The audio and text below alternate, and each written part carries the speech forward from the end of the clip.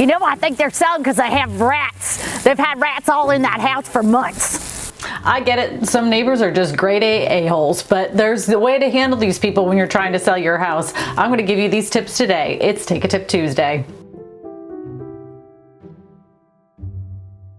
Hi, my name is Christina Smallhorn, your real estate whisperer, providing you the best real estate tips with a dash of humor. Be sure to subscribe now so you don't miss my most beneficial but humorous tips. This week we're talking about that crummy neighbor. And I know your knee-jerk reaction is to jump on social media like places like Nextdoor or some private Facebook group and talk about your neighbor and all the problems that you're having with them. Before you even think about doing anything like that, which I strongly suggest you don't, please try to follow the 5 tips that I'm going to give you today, so that way you do not make the mistakes that many people have made in the past, and you can handle your neighbor before you put your house up on the market. I wouldn't buy that house because I think they overpriced it. The first way I find to be one of the best ways to handle a grumpy neighbor, and that is to have a conversation with them before you even put the house up for sale. Just go over to them and have a conversation.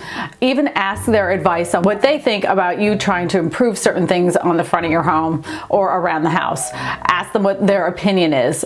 People love to be asked advice.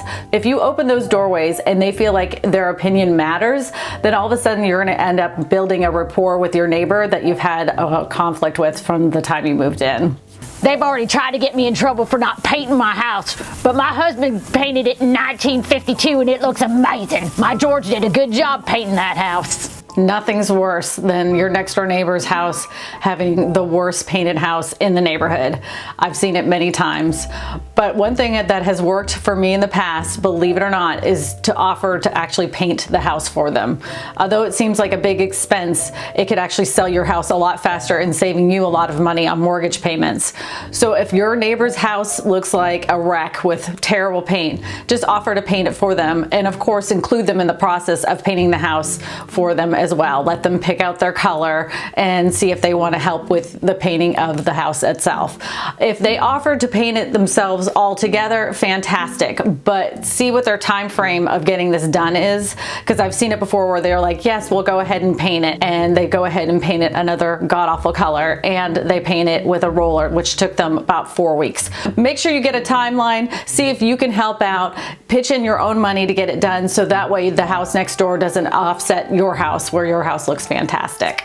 They tell me my yard looks bad, but it really doesn't. Peeling paint could be one issue, but the neighbor's yard, that's probably the most common reason why most neighbors' houses look terrible.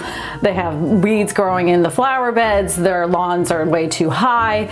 This is another thing that you may want to offer to your neighbor, just to go over there and ask if you can mow their lawn for them, that you're putting your house up for sale and you wanted to know if it'd be okay if you could mow their lawn, and don't charge your neighbor, just offer to clean it up for them, so that way you can get your house sold faster and there isn't this eyesore sitting there staring at your house. They think that I'm a bad person, but the HOA ain't gonna get anything on me.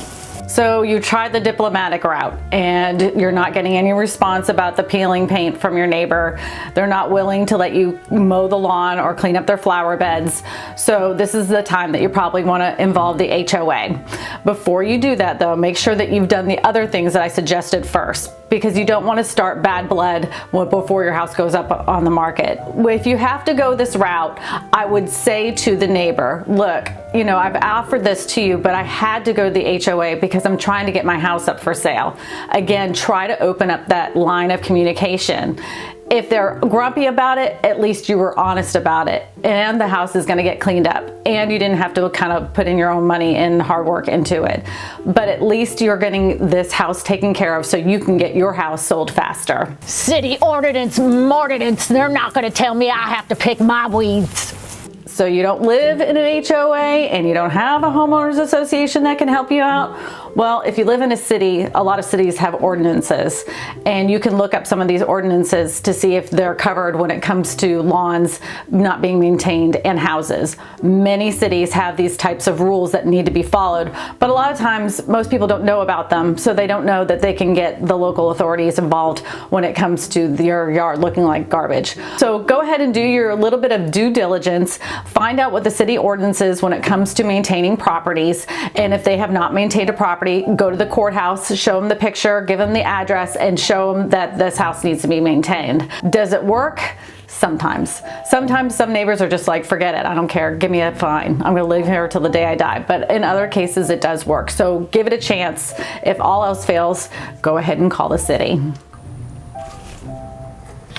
That little witch called an attorney on me. Like I said, when all else fails, go ahead and dial up an attorney. It may be the most cost-effective way to handle these people. If you'd like to watch some more videos about selling your home, you can go ahead and click this playlist right here. If you would like to watch some more videos about buying a house, you can click this playlist right here. My name is Christina Smallhorn, your real estate whisperer, and I tell you all this because you matter.